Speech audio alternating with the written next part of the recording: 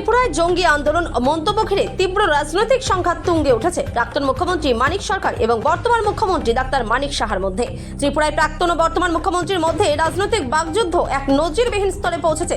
প্রাক্তন মুখ্যমন্ত্রী মানিক সরকারের একটি সাম্প্রতিক মন্তব্যকে কেন্দ্র করে রাজ্য রাজনীতিতে তীব্র উত্তেজনা তৈরি হয়েছে। মানিক সরকারের বিরুদ্ধে উস্কানিমূলক বক্তব্য ও জঙ্গি আন্দোলনের ডাক দেওয়ার অভিযোগ এনে শাসক দল বিজেপি সরব হওয়ার পাশাপাশি পুলিশের দ্বারস্থ হয়েছে। এই প্রেক্ষিতে সংবাদ মাধ্যমের মুখোমুখি হয়ে নিজের অবস্থান স্পষ্ট করার পাশাপাশি বিজেপি ও মুখ্যমন্ত্রী ডাক্তার মানিক সাহাকে তীব্র আক্রমণ শোনালেন প্রাক্তন মুখ্যমন্ত্রী মানিক সরকার। গত 10ই আগস্ট আগরতলায় বামেদের এক বিক্ষোভ কর্মসূচি থেকে মানিক সরকার হুঁশিয়ারি দিয়ে বলেছিলেন, জনগণের 11 দফা দাবি পূরণ না হলে আগামী দিনে রাজ্য ও দেশ জঙ্গি আন্দোলনের তীব্র পথ ধরবে। মানিক সরকারের এই মন্তব্যের পরিপ্রেক্ষিতে মুখ্যমন্ত্রী ডাক্তার মানিক সাহা কড়া প্রতিক্রিয়া ব্যক্ত করেন। ত্রিপুরা থেকে বিক্রম কর্মকারী রিপোর্ট, বিগ নিউজ বাংলা। বক্তব্যকে নিয়ে সেটা কালকে আমাদের মুখ্যমন্ত্রী কৈলাস শহরে প্রথাগতভাবে যেখানে যাচ্ছেন কতগুলি কর্মসূচির ঘোষণা দিচ্ছেন, প্রকল্পের ঘোষণা দিচ্ছেন, কিছু উদ্বোধন করছেন। এটা করতে গিয়ে ওখানে গিয়ে উনি বক্তৃতা করেছেন। করতে গিয়ে দেখা গেল পূর্বতন মুখ্যমন্ত্রী হিসেবে আমার একটা বক্তব্যকে বিকৃত করে অসত্যের আশ্রয় নিয়ে মানুষের মধ্যে বিভ্রান্তির সৃষ্টি করে নিজেদের যে ব্যর্থতা, দুর্বলতা, এর থেকে নিজেদের রক্ষা করার উদ্দেশ্য নিয়ে এই বক্তব্যের আশ্রয় নিয়েছে। আমার কাছে কালকে ডেইলি দেশকতা রাত্রিতে এই সম্পর্কে আমার মতামত জানতে চেয়েছেন। এখন আপনাদের সামনে যা বলছি তাই। আজকে দেখলাম পত্রিকা খুলে দৈনিক সংবাদে প্রথম পৃষ্ঠায় এই দুটো জায়গাতে তারা মামলা দায়ের করেছে। আমি দেখলাম তাদের বক্তব্য এবং মুখ্যমন্ত্রীর বক্তব্যের মধ্যে মানে মূলত কোনো একটা ফারাক নেই। অর্থাৎ তাদেরকে দিয়ে শাসক গোষ্ঠীর, শাসক দল এবং পরোক্ষ সরকারের মদতেই এই মামলাগুলো সেখানে করা হয়েছে। এগুলোতে তো আমাদের কাবু করা যাবে না। হয়তো সরকার পেয়ে অন্যদেরকে ভয় দেখাবার চেষ্টা করছে। এটা সরকারের চরম দুর্বলতার নিদর্শন। মানুষই এটার জবাব দেবেন। তার জন্য ঘরে ঘরে নূতন করে দেশে এবং ত্রিপুরায় প্রস্তুতি শুরু হয়েছে। কাজে এর জন্য তাদেরকে অপেক্ষা করতে হবে, জনরোষ মোকাবেলা করে।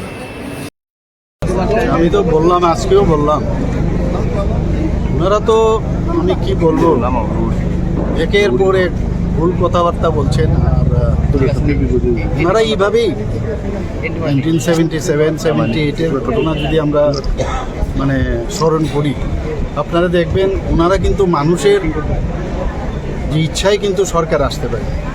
নানা রকম ছলছাতুরি করে কংগ্রেসের সাথে হাত মিলিয়ে সিএফডি ইত্যাদি যেসব তৎকালীন সময়ে যে রাজনৈতিক সংগঠন হয়েছিল তাদের সাথে যুক্ত হয়ে সেইভাবেই কিন্তু ওরা পাওয়ারে এসছে।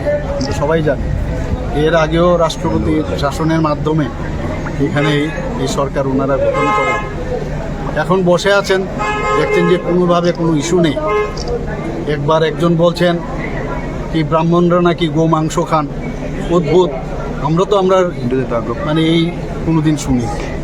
আবার একজন বলছেন যে উগ্রতা মাথায় নিয়ে, এবং উগ্রতা মাথায় নিয়ে কি জঙ্গিপনা নিয়ে জঙ্গি আন্দোলন তো আর অস্ত্রশস্ত্র হবে না। এর আগেও ওনাকে শুনতে দেখা গেছে সবাইকে বেরিয়ে পড়তে হবে, সবাইকে যা করার এই যে ইঙ্গিত, এগুলো তো অ্যাকচুয়ালি আইনে সেগুলোকে মান্যতা দেয়, সেগুলো অন্যায়। এগুলো ঠিক বলাটা ঠিক। এই বয়সে এবং এতদিন রাজ্য চালনার পরে তারা যদি এই ধরনের কথা বলেন, তারা তো মানুষকে উস্কিয়ে দিচ্ছেন।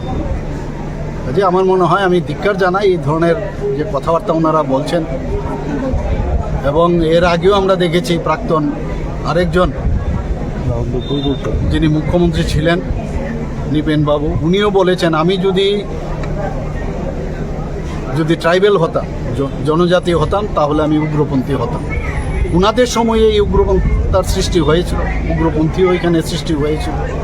ওনারা এইভাবেই কিন্তু সরকার 25 বছর এখানে চালনা করেছেন। আর আমাদের সরকার, মাননীয় প্রধানমন্ত্রীজি আসার পর থেকে আপনারা দেখেছেন এই উগ্রপন্থীদের কিভাবে স্ট্রিমলাইনে আনা যায় সেই ব্যবস্থা আমাদের সরকার আমরা করেছি। কাজে ডিফারেন্সটা দেখতে হবে। আমরা বলছি ডিফারেন্ট পার্টি উইথ ডিফারেন্স, আমাদের গভর্নমেন্ট উইথ ডিফারেন্স, সেটা কিন্তু আজকে আমরা প্রতিষ্ঠিত করতে পেরেছি এবং এইভাবে মানুষকে বিভ্রান্ত করার প্রচেষ্টা থেকে বিরত থাকার জন্য ওনাদেরকে আমি আহ্বান জানাই। কোথাও কি মনে হচ্ছে আপনার সরকারের বিরুদ্ধে ষড়যন্ত্র করছে? এটা তো এক ধরনের ষড়যন্ত্রের বিষয়। আগে তো করেছে ষড়যন্ত্র, এখন তো ওপেনলি বলছে। ষড়যন্ত্র তো ওনারা সবসময় করে থাকে, এখন ওপেনলি বলছেন। ওনারা একবার বলছেন যে ওনারা নিজেরাই নিজেদের মধ্যে ঝগড়া করে ওনারা এমনিতেই সরকার ভেঙে যাবে, অর্থাৎ বসে আছে আমাদের মধ্যে কবে ঝগড়া হবে, জাতি জনজাতির মধ্যে কবে বিবাদ হবে, এইসব আশা আকাঙ্ক্ষা নিয়ে অনেক দিন ধরে বসে আছে। দেখছে কিছুই কাজের কাজ কিছু হচ্ছে না, তখন এই ধরনের কথাবার্তার মাধ্যমে মানুষকে বিভ্রান্ত করার চেষ্টা করছে। একটা জঙ্গিপনার যে মানসিকতা এবং সত্যিকারের অর্থেই ওনাদের যে মুখ আর মুখোশ আজকে কিন্তু প্রকাশ পেয়ে গেছে। ধন্যবাদ।